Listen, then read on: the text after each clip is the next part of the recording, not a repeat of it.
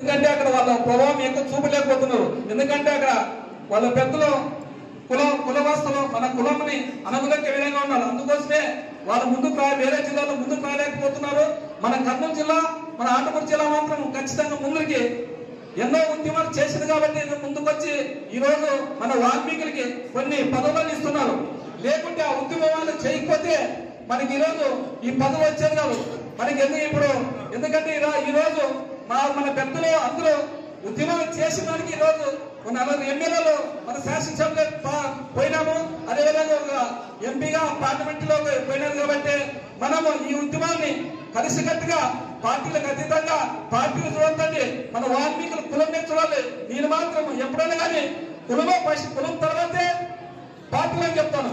ఎందుకంటే మనము వాల్మీకులు పుట్టిన వాళ్ళు ప్రతి ఒక్కరు ఏదన్నా అందరూ మన కులానికి సహాయపడాలని విధంగా చెప్తున్నాను.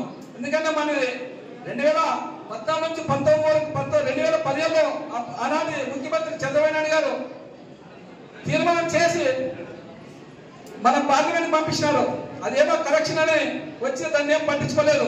ఎందుకంటే 14 నుంచి 19 వరకు ఎంపీలో అక్కడ మోడీ గారికి ఎక్కువ ఉన్నారు కాబట్టి పట్టించుకోలేదు. అదేవిధంగా 19 నుంచి 24 వరకునే వాళ్ళ ఎంపీలు ఉన్నారు.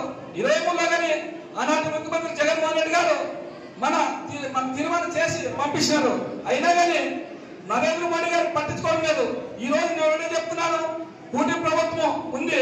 చంద్రబాబు నాయుడు గారు చెప్తున్నాను, ఎందుకంటే ఆయన వయసు 75-76 సంవత్సరాలు అయ్యి మీరు మా వాల్మీకుల్ని ఇప్పుడు ఏమన్నా ఇప్పుడే చేయాలనే విధంగా చెప్తున్నాను. ఎందుకంటే ఇప్పుడు మన రాష్ట్రం నుంచి ఎంపీలు పార్లమెంట్కి కావాలి కాబట్టి గట్టిగా ఒక్కసారి తీర్మానం చేసి మన పార్లమెంట్ పంపిస్తే అందరూ కలిసికట్టుగా మన వాల్మీకుల్ని ఎస్టీ జాబితాలో చేర్చాలనే విధంగా చెప్తున్నాము. అదేవిధంగా మన వాల్మీకి మన ఆదాయ ఎమ్మెల్యే పాత్సర్ గారు వాల్మీకి ఆయన కానీ బీజేపీలో సత్సంబాలు ఉన్నాయి. మేమందరూ మన ఎమ్మెల్యేలు 4 ఉన్నాం. ఒక ఎంపీ ఉన్నారు. 5 మంది కలిసి అక్కడ పెద్దలు కలిసి నరేంద్ర మోడీ తోడుకు తీసుకొని ఆయన మన పాఠశాల చెప్తున్నాను. నరేంద్ర మోడీ మమ్మల్ని అందరూ తీసుకొస్తే మీరు కానీ వచ్చి మన వాల్మీకి కులం తరపున అందరూ కలిసి ఖచ్చితంగా మీరు మా వాల్మీకి ఎస్టేట్ జాబితాలో చేర్చాలని గట్టిగా అడగదామనే విధంగా నేను మాత్రము ఖచ్చితంగా మన కూటమి ప్రభుత్వం చెప్తున్నాను. అదేవిధంగా మన పవన్ కళ్యాణ్ గారు కానీ ఆయన కానీ నరేంద్ర మోడీతో బాగా సత్సంబాలు ఉన్నాయి. ఆయన కానీ కలిసాము. అందరూ కలిసి పార్టీలకు అతీతంగా పవన్ కళ్యాణ్ కలిసి అందరూ కలిసి మనము పార్టీలకు అతీతంగా ఖచ్చితంగా పోయి నరేంద్ర మోడీ కలిసి ఆయనకి విజ్ఞప్తి చేస్తామని మన బాధ మన ఓడు ఎన్నో 6-7 శతాబ్దాల నుంచి మనము పోరాడుతూ ఓడు వినిపిస్తామనే విధంగా మీ పెద్దలు కానీ చెప్తాను. మీరు ఎప్పుడైనా కానీ నా దగ్గరకు వచ్చి ఏదైనా ఎప్పుడు పోదామంటే ఢిల్లీకి పోదామనే విధంగా నిర్మాణం ఖచ్చితంగా మన వాల్మీకుల కోసం ఎంతగానో పోరాటం చేసే విధంగా నేను ఈరోజు ఈ సభాముఖంగా మన వాల్మీకి ముద్దంటులు అందరికీ నేను ఈరోజు చెప్తున్నాను. ఖచ్చితంగా ఎప్పుడన్నా కానీ మీరు దాని ఏ సహాయం ఉన్నా ఖచ్చితంగా మన వాల్మీకి గుర్తు చేస్తానే విధంగా ఈ రోజు ఈ అవకాశం ఇచ్చిన పెద్దలందరికీ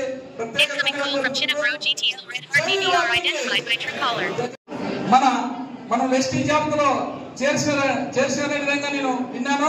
అదేవిధంగా మనకి తర్వాత 70 ఏళ్ళలో కొన్ని ఏజెన్సీ గ్రామాలు అక్కడ శ్రీకాకుళం అయితేనేమి విజయనగరం అయితేనేమి అవన్నీ ఎస్టీలో జాబితాలు పెట్టి ఈ రోజు మనం బీసీలో చేర్చారు. బీసీలో చేసే కారణం ఏమంటే మనము కర్నూలు జిల్లా అయితేనేమి ఆంధ్రప్రదేశ్ జిల్లా అయితేనేమి ఎక్కువ మంది మన వాల్మీకులు ఉన్నాం. అందుకోసమే మనము కులంతో పేరుతో అవసరం లేదు. అదేవిధంగా మనల్ని మాత్రము ఖచ్చితంగా అయితే చాలా మంది ఎస్టీ జాబితాలు చేసే పదవులు ఎక్కువ ఇవ్వాలనే ఉద్దేశంతోనే ఈ రోజు మనకి 77 సంవత్సరాలు మనల్ని బీసీలో చేశారు. ఎందుకంటే మన వాల్మీకులు ఏనాటి నుంచి పోరాటం చేస్తున్నారు. ఒకరు కాదు, ఇద్దరు కాదు, వేళ్ళు లక్షల మంది పోరాటం చేస్తున్నారు.